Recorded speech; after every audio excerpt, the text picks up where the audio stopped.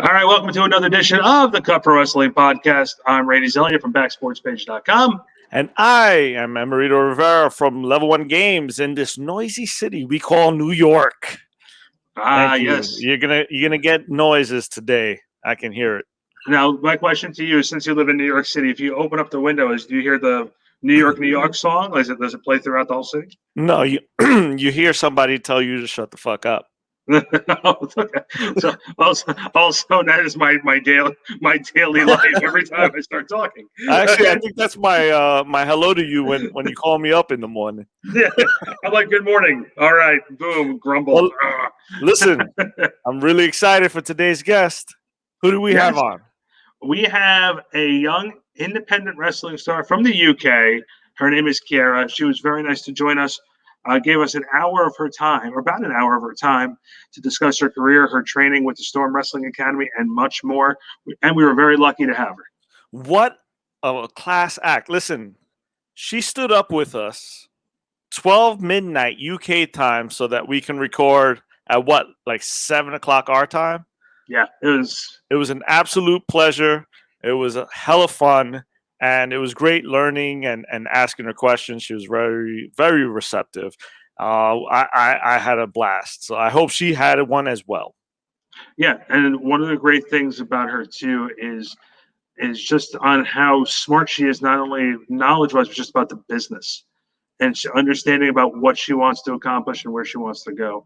I think it was really, really, really a lot of fun talking with her. We were very lucky to have her. And I think, with her, I think it's not if, it's a matter of when we're going to be hearing a lot more from her. Exactly. And I can't wait till that day. But listen, enough of me and Randy, although my voice is very melodious. Here is KIARA.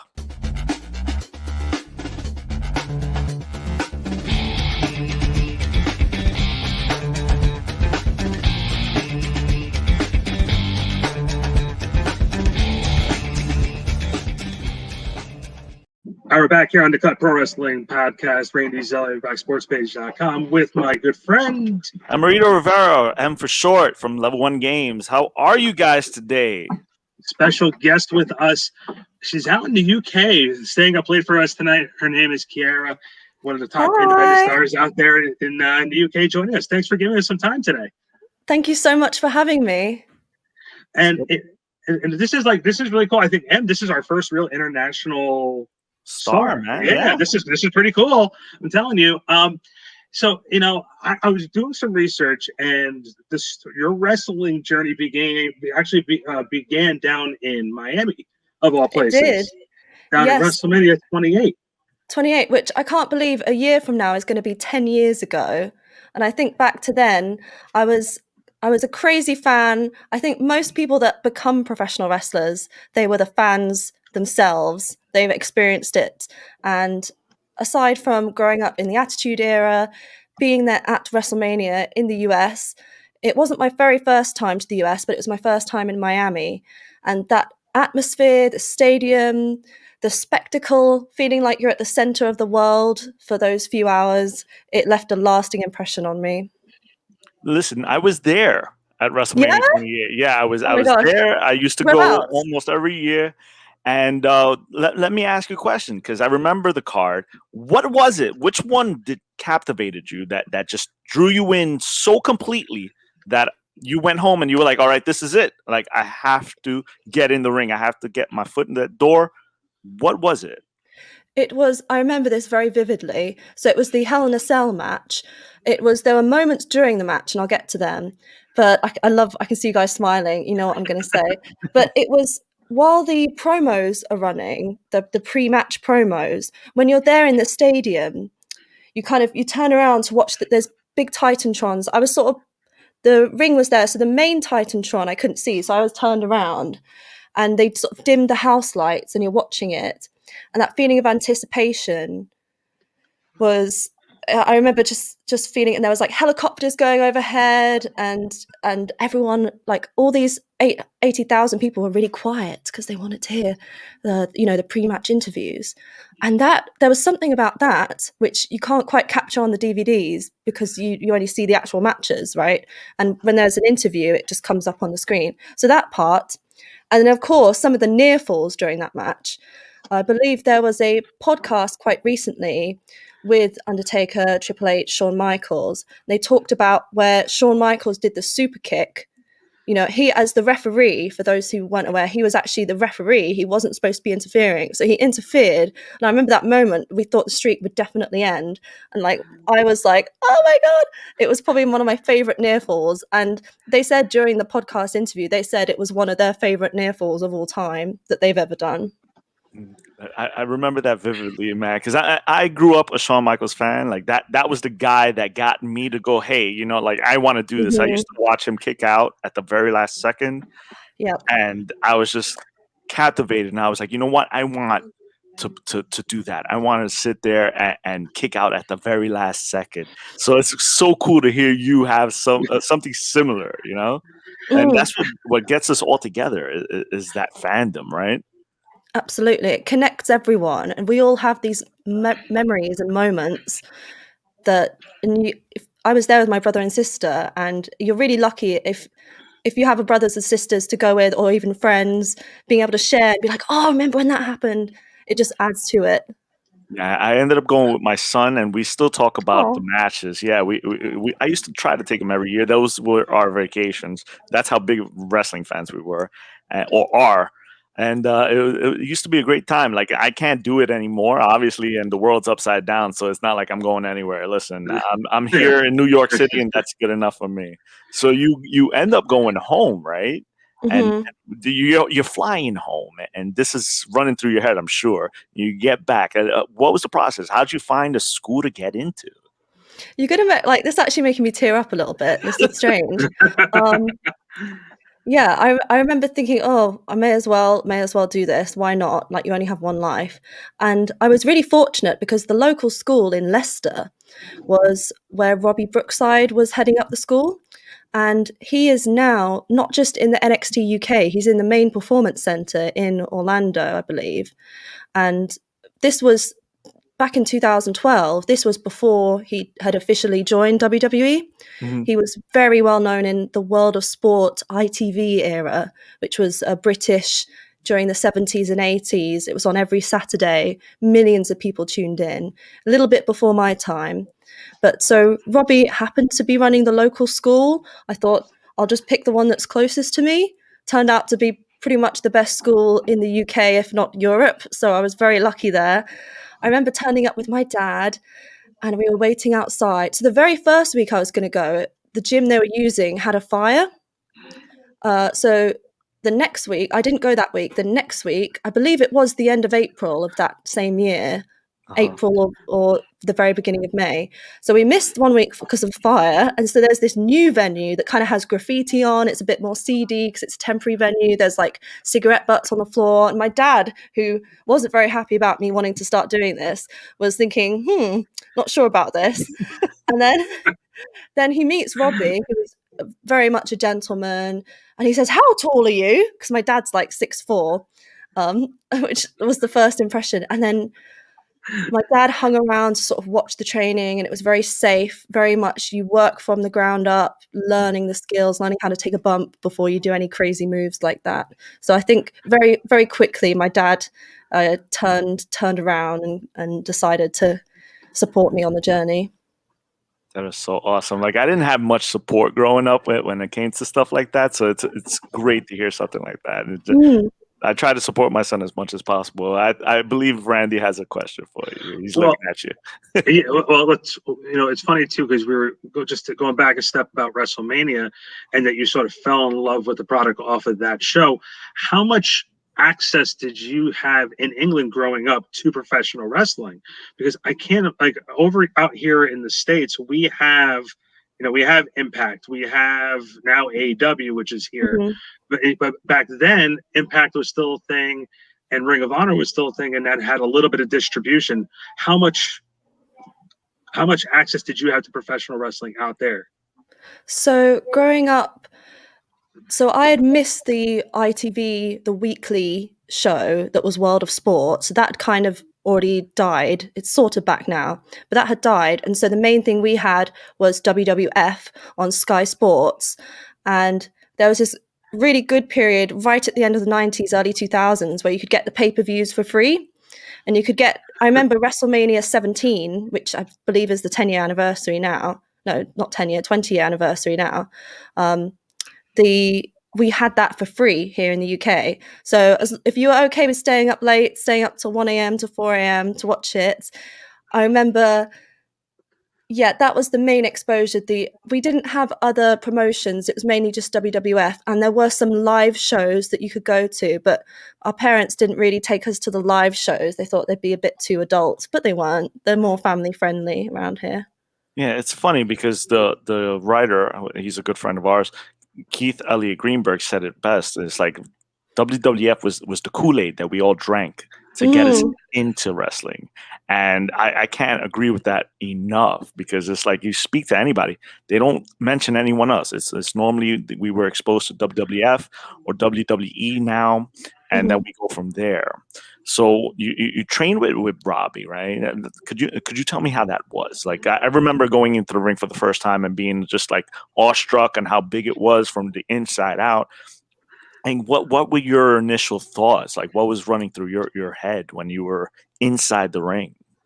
So I wasn't too, I guess the most intimidating part was the promos. So the very first week that you go, you have to talk to a camera and do a character, and you're like, well, I hadn't even prepared for this. I think I ended up doing something, someone made a joke about a monkey king, so I'm like, I am the monkey queen, and that went down well.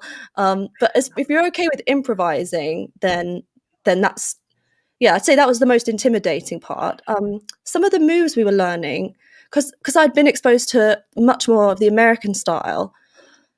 Robbie was teaching us foundations of British technical wrestling, and it was stuff that I'd not seen. And I was thinking, oh, what's this? So it was more curiosity, I'd say, rather than intimidation, more curiosity. And after a few months, my sister started joining me as well.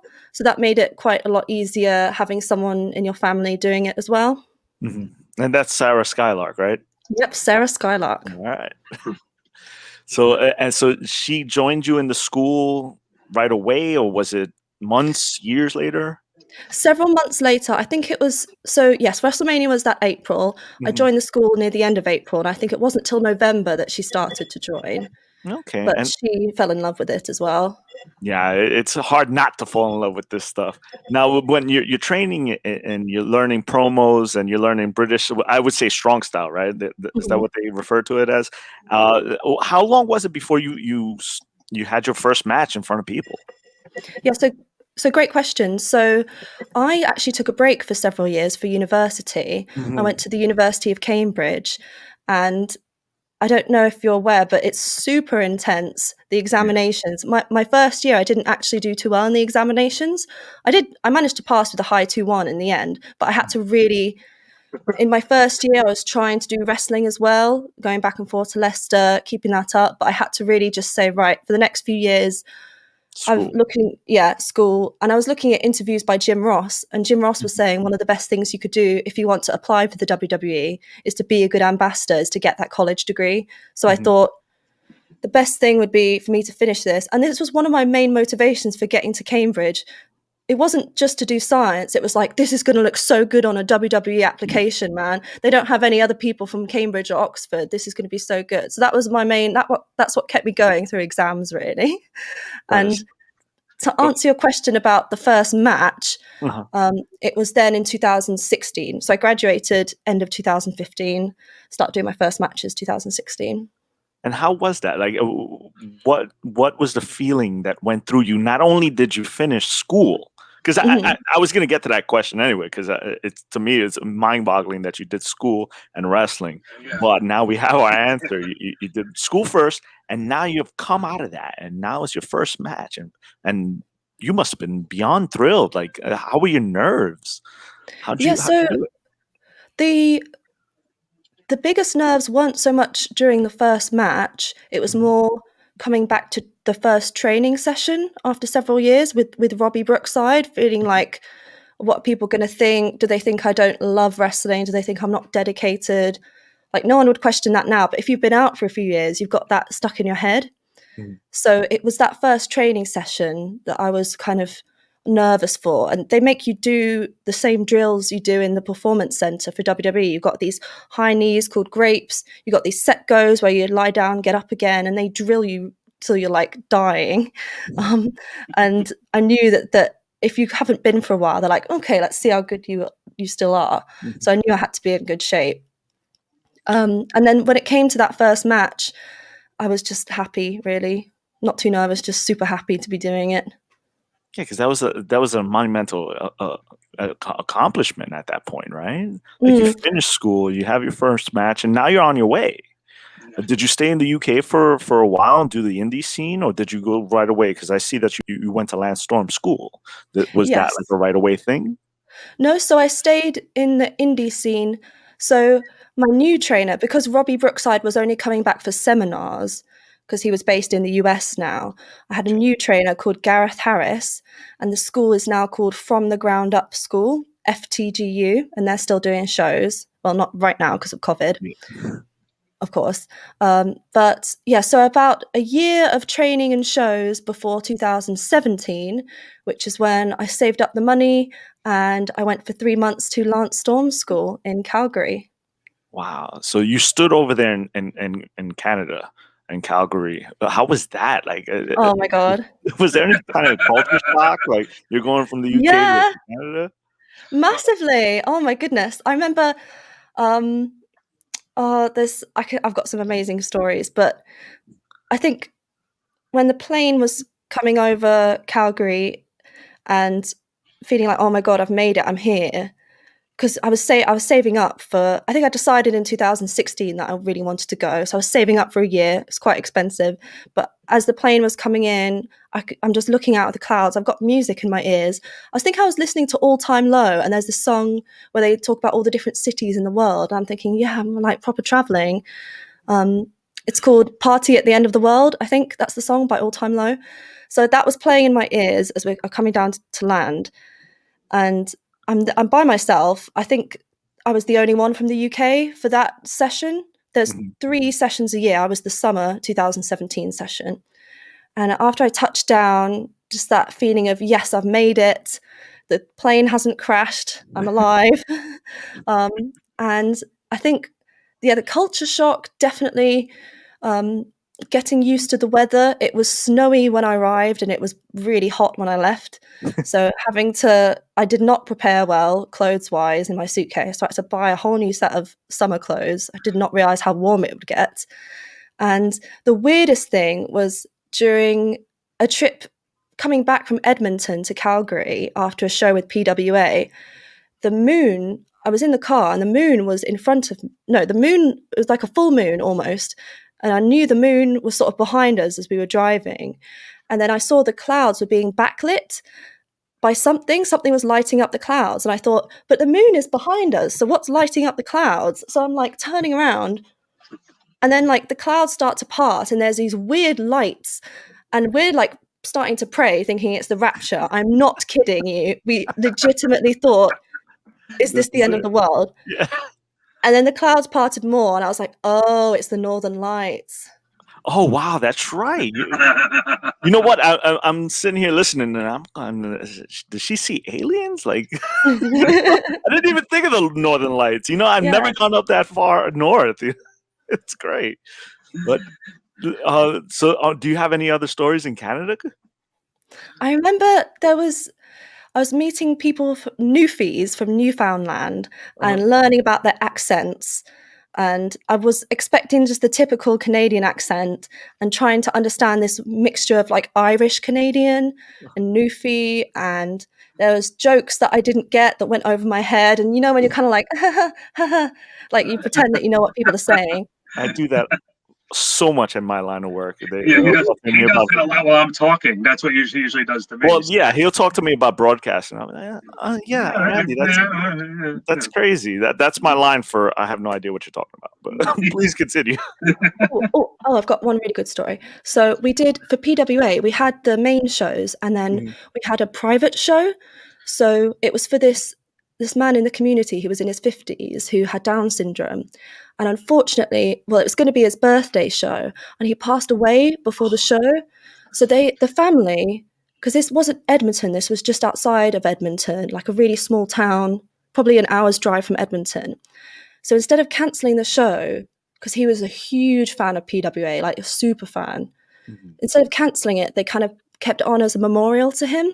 So they had this big marquee, and everyone, like, just to paint a picture of how small town this is, when you drive, it takes about 5 or 10 minutes between houses. That's how far away the neighbors are.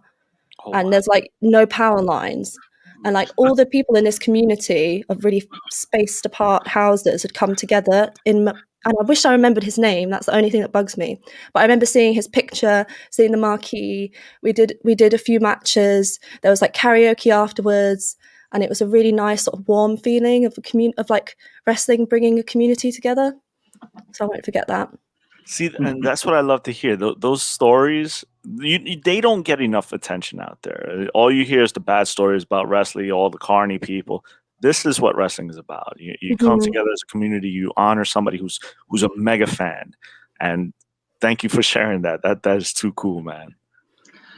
I do want to ask one question about being in the Landstorm Academy. Lance being a veteran guy who's had that experience not just with ECW but with the WWE. What was some of the best advice he had given you to improve yourself as a performer? So his best advice was, I'd say, his psychology of how a match works and the storytelling of a match.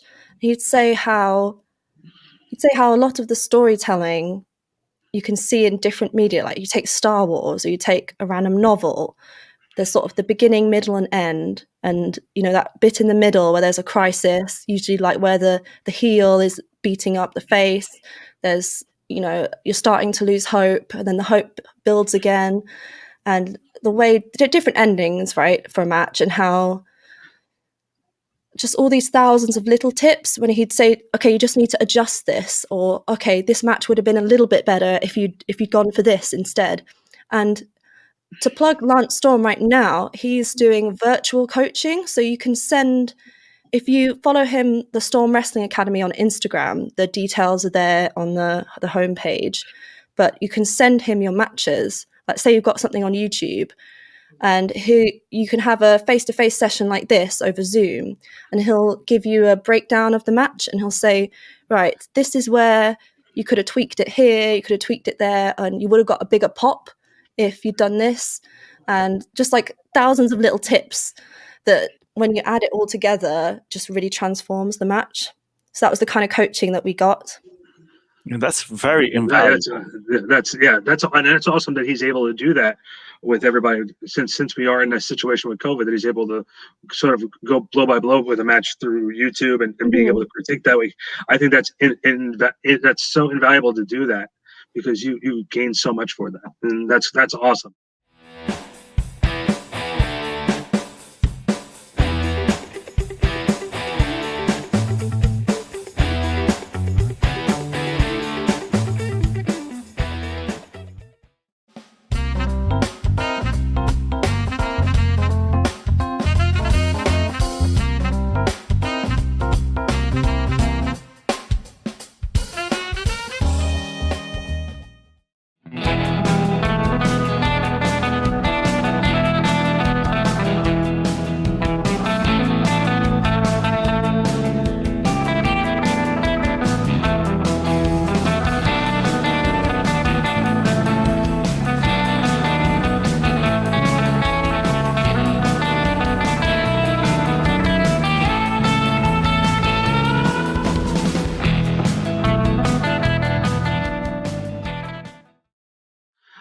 Can you talk about, also take one step back to being in Cambridge?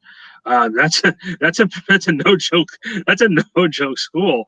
What was education like? Getting your education at a school with that much prestige, because that's a very, very prestigious college to be at. It was. I was so blessed to have that experience.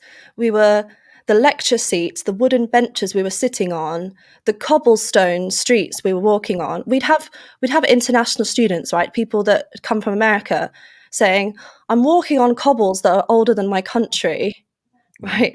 And some of the buildings date back to centuries, and you're there in the Cavendish laboratories where, you know, they split the atom. And for someone like me that studied science, it's a proper sort of one of the science capitals of the world. And it's just, everything is super old and super cool. And the May balls, so they're the balls that happen after the end of exams. And they were really fun, and you're like sipping on champagne and you feel a bit of a posh twat, but you kind of enjoy it a little bit as well. That's awesome though. And that's you know, that's something that you can also fall back on also later in life, knowing that you had that degree from Cambridge. And you know, this is great that you've been able to sort of work your way back into the wrestling world. And you know, right now the independent scene has been very, very difficult. Can you talk about coming back from, you know, getting through the Lance Storm Academy and going back into the independents? Was a tough transition for you? No, so after coming back from Canada, I didn't find that tough. I found that sort of a natural progression. I was able to I had that extra bit of confidence. So one of the best tips was to always bring your gear. This is what Lance said. And if you just pick a promotion and just turn up early. Like if you know there's a show happening in Bridlington at 7 p.m, turn up at 3 p.m. when you know they're going to be building the ring, and just be like, hi, introduce yourself and be like, I'm here to help build the ring. And don't say, oh, please book me, because no one wants that. Just help build the ring, show up, and then usually they'll contact you afterwards, be like, oh, thank you. And then that's your opportunity to kind of shoehorn yourself in. It's funny because even Rocky Romero said that. Like I think we had him on a couple of months ago, and he said something similar. Just show up, you know, help build the ring, help around, but make sure you have your gear. And sometimes you'll get booked. Now, there's something I wanted to touch on because you said this earlier of the type of styles in the UK and the styles you saw on TV. Now, which style did you gravitate toward more? Was it kind of the technical British style, or how did you end up meshing them together? That's a really good question. I'd say I gravitated at first towards the slightly faster American style, where you're hitting the ropes more. It's kind of whoa, whoa, whoa, bam, bam, bam. And then when I was actually learning it myself, I appreciated the foundation of the British technical strong style, because if something goes wrong in a match, or something you're good at plan something and something doesn't happen, to be able to fall back onto the British style, just grab a head, grab a headlock, grab an arm, grab a body part, start working the body part, just calm down, be like, right, I'm working the arm. Okay, yeah, now I remember where I am. Okay, and that gives you that extra breathing room.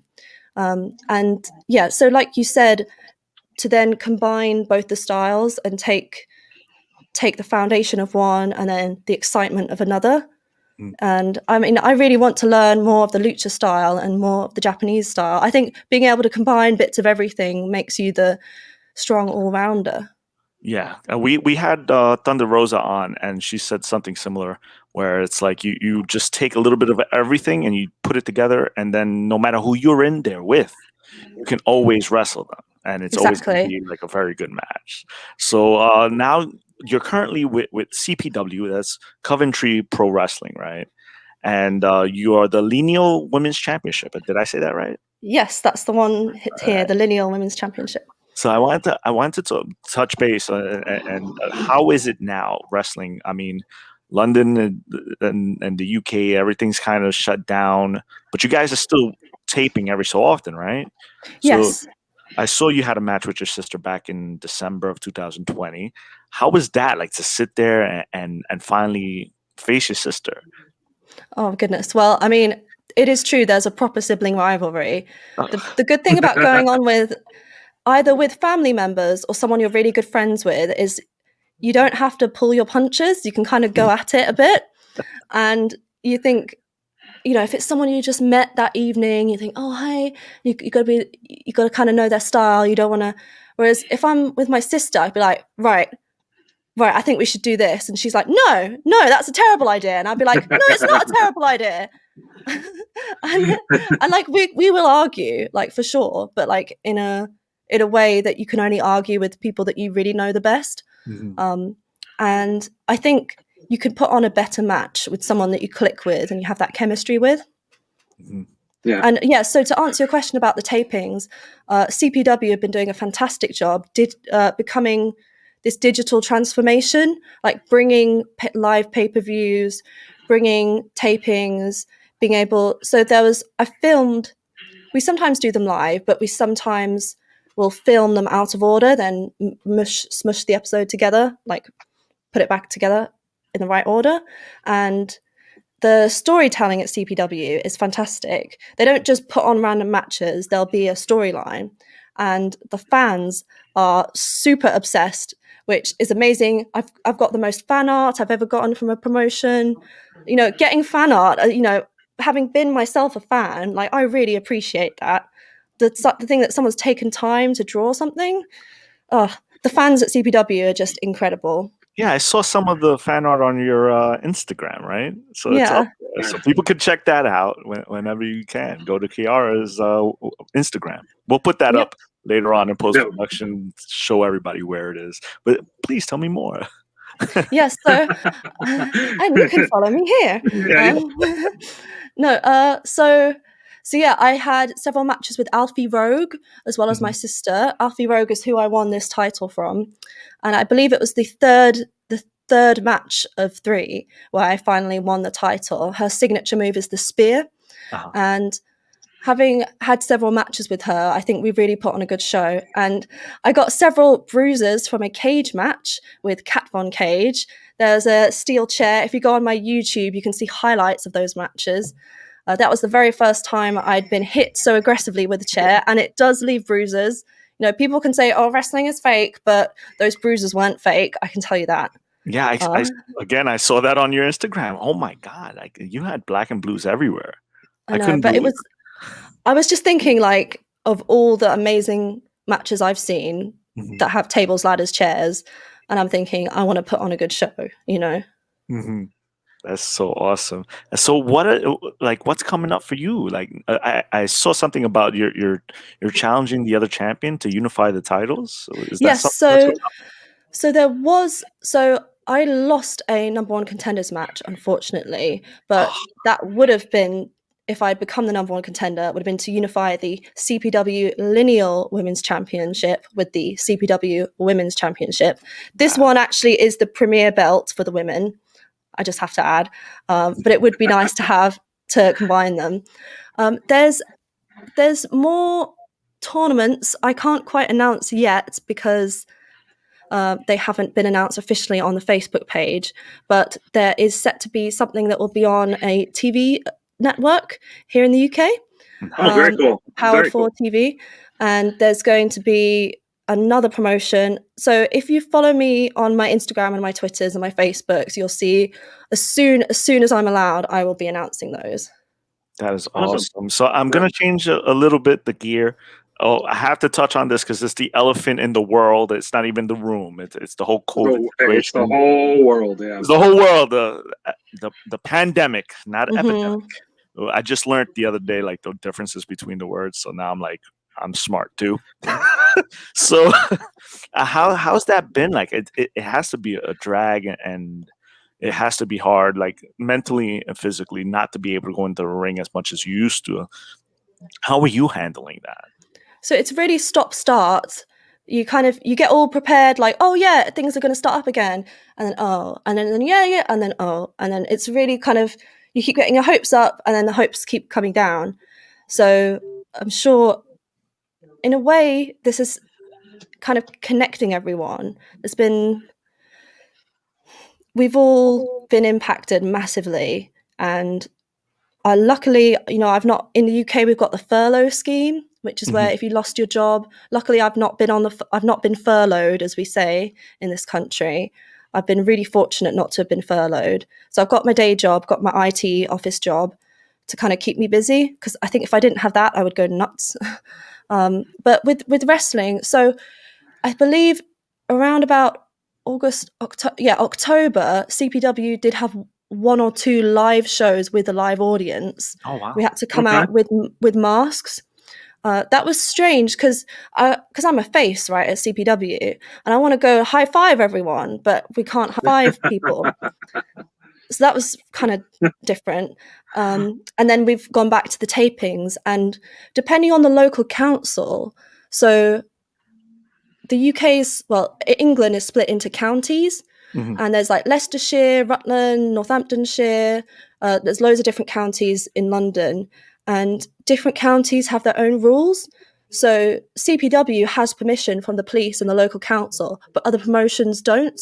And the same with wrestling schools. So some schools like FTGU with Gareth Harris, which I mentioned, they haven't been able to run because they haven't got permission from the local council. But there's another school trained by Marty Jones, the Squared Circle Academy. Squared Circle, see what I did there? Well, see what he did there. Up in Manchester, in Oldham, which has been given permission. So as of the last 2 or 3 months, I've been trying to go there weekly or twice weekly to kind of keep off the ring rust. And I'm really fortunate because that's one of the only areas in this country where they have been given permission from the local council. It's a bit of sometimes it's a postcode lottery. There has been some controversy with that. I won't shy away from it, but I've seen myself the emails, the letters from the local council, from the police. We've been given the AOK. We wouldn't be operating if we weren't completely safe. And it's just elite training. It's one-on-one. You train with one other person. And it's important for sports because you don't want to injure someone, right? The nightmare, I mean, touch wood, I've never been injured. I've never injured someone. But for the people that haven't been able to do training, I don't think they're going to be able to jump straight back into shows when they start. I think they're going to need to really take off the ring rust and just take it slow, and only when they're really comfortable to jump back into it, I think. Yeah, because that's one of the things that happened to me when I wrestled early on. Is one of the trainers, he came back and he hadn't wrestled in God knows how long, and immediately injured me and just tore my tendon in my foot and my ankle. So I know what it is. It's like people, ring rust is real, man. And unfortunately, I was a victim of that. But I'll change the subject because I had to touch on the COVID. I don't like touching on it too much. I don't want to harp on the unhappiness of it. But on your IG, I see you have a cockatiel. Like, so I wanted to hit that. Chester is his name, right? After Lincoln Park? Yes, yeah, named after Chester Bennington. Yep. Yeah. How hard was it to train a cockatiel to do all those little tricks? And so it wasn't too hard because I adopted him from about 8 weeks. So he was hand fed, so he wasn't scared of hands. And yeah, I call him Chester the Pester because he can be a bit of a pester. I love him so much. I was at Lance Storm's school when I heard the news, unfortunately, about Chester Bennington from Lincoln Park, who unfortunately suffered from mental health problems. And that really got to me at the time. And I wanted something to kind of live on of Chester's memory. And when it wasn't until, so that was 2017. Then it was around April, May, June of 2018, where I adopted Chester. And it was actually, what's the date today? Well, as of filming, it's the 5th. Is it the 5th for you? It's the 4 or 5 area. It's the 6th for me. It's the 5th. It's the 5th. So yesterday was Chester's hatch day, his birthday. Yeah. So he's 3 years old. Oh, wow. So it's pretty cool that I brought him up, right? I get a brownie. Yeah, 100%. He's asleep right now because when it's dark outside, otherwise he'd be sitting on my shoulder. Yeah, because I see him on your head, and I'm like, my mom had a cockatiel, and I would try to touch him, and he was like, "Oh, really? We're gonna wrestle now?" It's like, all right, I'm not messing with this bird. One of the things I did when I was wrestling is I stopped watching wrestling altogether. Is that something you do, or are you still a fan and you still partake in the forbidden waters of wrestling? I cannot watch ladder matches anymore. Like they're painful. Like I can feel the pain through the ladder match. And I was watching WrestleMania 17 this evening, and it was Chris Jericho versus William Regal, and Chris Jericho jumps over the ropes and he's going to land on William Regal, and he kind of I don't know whether he overshot or William Regal wasn't quite standing in the right position, but he kind of lands. He doesn't get caught, and I'm there like with my sister, like really cringing inside. Whereas if I was when I watched WrestleMania 17 as a kid, I would have just been like, yeah, wrestling, yeah. But yeah, it definitely changes how you watch it. Yeah, you know how it feels to hit that ground, especially from that height, from a ladder. You know, it's pretty insane. But yeah, do you watch anything currently, or do you take any inspiration from the men and women that are doing it now? Yeah, so I'm a diehard WWE fan. I've watched bits of AEW. I've watched bits of New Japan, but I always keep coming back to WWE. It's the Kool-Aid. It is the Kool-Aid. I'm addicted to the Kool-Aid. Yeah, it's the cool. Definitely is the cool. And you've been referencing WrestleMania 17. Many consider that to be one of the best WrestleManias of all time. Do you feel that way after all the manias you've watched over time? My two favorites my most favorite is 28 because I was there, and I'm super biased, right? Okay, so that one doesn't really count. My next favorite is probably 25, which you remember got Shawn Michaels versus Undertaker one. I was there. Oh. I lost. You were there too? Yes, I was there. I lost my mind. I had no energy after that match. You must have been like deflated afterwards. Yeah, afterwards the whole crowd just didn't. Who was after that? It was Randy Orton and no. You had Michaels versus Taker. No, after. Right after that, you had Cena, Edge, and Show. And Big Show. I barely remember it. Yeah, I just remember Undertaker and Shawn. That was the show stealer. And I felt bad for Hunter because that's the second time that happened. Because after 18, after Hogan and Rock fought, he and Jericho had to go do the main event, and they said both times the crowd was just not there because the match was stolen. You know, with Shawn. Both times it was Shawn. I mean, Shawn's the show stealer. Shawn. I'm telling you, I grew up idolizing that dude, and he would still show every WrestleMania. How old is your son now, Em? Oh my God! In 2 days, he's gonna be 24. Oh. I'm an old man. I thank you. Now I'm gonna go cry. I have I have two boys here. That one's 10 and one's 7. My future stepkids, and they watch WWE, but they're become diehard AEW fans. It's okay. And it's like they love Cody. They like one of M's favorites, Orange Cassidy. I'm not a big fan. I like wrestling. That's the thing. I don't want characters. Orange Cassidy's a gimmick. It really is just a gimmick. But they watch everything. They've been watching everything from the Attitude Era all the way up lately on the networks. Yeah, you got to show them some New Japan, Randy, so they can mimic it. Yeah, you want me to have them watch Switchblade? Definitely. There you go. But listen, Randy, I don't want. Sorry. No, go ahead. I was going to say it's so good that you've got your kids into it. If I ever have kids, I'm going to make them watch it. Yeah, see, I have 2 kids. I have one that lives in Florida, and he's going to be 17. I had kids early. I had my first kid at 15, so I'm going to be 40 this year. And he doesn't care about wrestling. I show him matches, and he's just like, the dad, I'm going to go play video games. And then the older one, he loves wrestling, and he grew up with it. We used to go to WrestleManias. It's just crazy, but like I don't want to take you too much of your time because I know it's very late over there. So the last thing that I wanted to talk to you about was you have a dance troupe, right? Yes. Oh, you've really done your homework. Yeah. I told you I have to get into every nook and cranny, so I have to know the most. So could you tell me a little bit about that before we let you go? Because I know it's like almost 1 o'clock over there. That's fine. So they're called Ryda, RYDA, and we've filmed a little clip of Late Night Feelings. Late Night Feeling, do. Better singing than that. And we've used that as a sort of a professional piece. And right now we do classes on Zoom.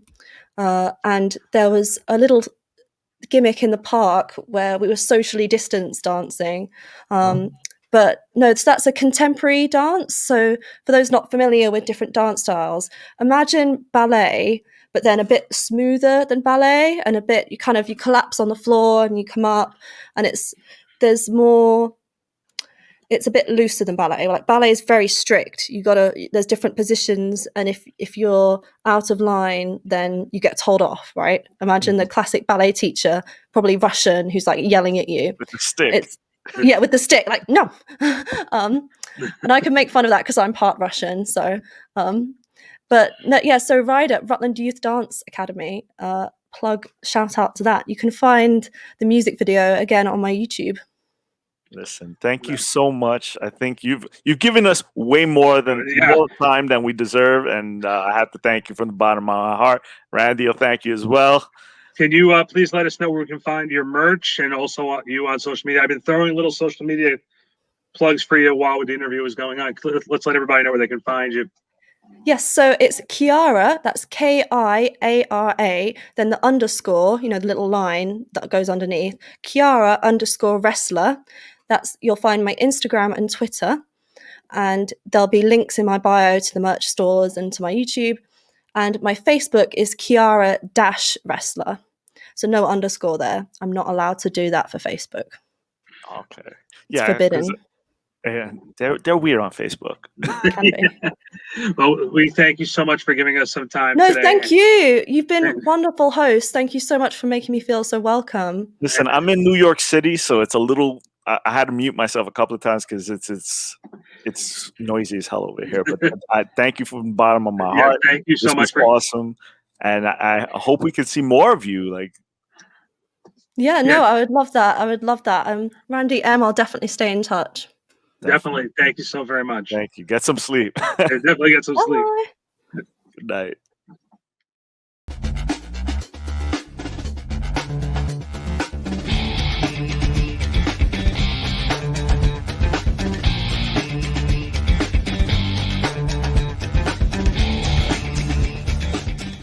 All right, that was a lot of fun. A great interview with KIARA.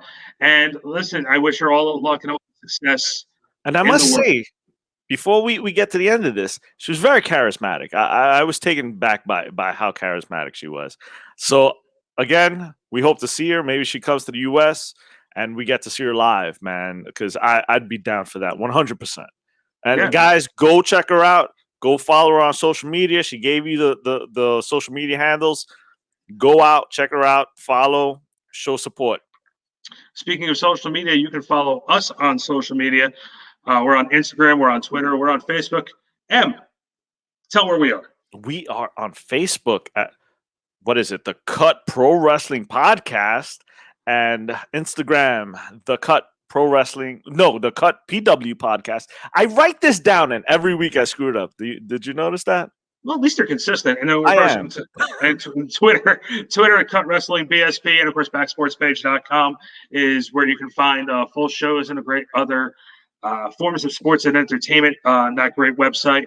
And also we should encourage everyone to find us. Subscribe to us on YouTube, Apple Podcasts, Spotify, and Google Podcasts. I'm telling you, we're everywhere, and we might have some merch coming soon. Listen, wherever you guys listen, I'm not all that crazy about the merch because I think it's too soon. But hey, he wants to do it. So wherever you guys enjoy a podcast, go out, listen to us there, give us 5 stars, share with your friends, help this thing grow, and we'll make it grow, man. We'll do whatever we can to get you guys to listen consistently, at least. We appreciate everyone who takes the time. Go back, check out the archives. We have some great guests like Damian Drake, Rory Fox. Of course, obviously, KIARA. We have the Good Brothers, Rocky Romero, the Hurricane, Diamond Dallas Page. We've had some great guests here on the cut. Go back, take a listen. Chris Bay, PCO. PCO is your favorite one still, I think. There's one of, it's the top 10. Go back and listen to Go back and listen to Rohit yell at me. I think that was great too. That's in my top 5 as well. I also got a kick out of having us be a guest on Talking Shop. Yeah, they kind of took over. In our first episode, they took over. So that shows how much control we really had in the whole entire thing. Listen, guys, we've taken up enough of your time. Thank you so much. You've given us about 90 minutes. No, about 60 minutes. I'm sorry. misspoke. But again, thank you, and I hope to hear from you guys how you like it. Drop us lines, follow us, and we'll see you next week.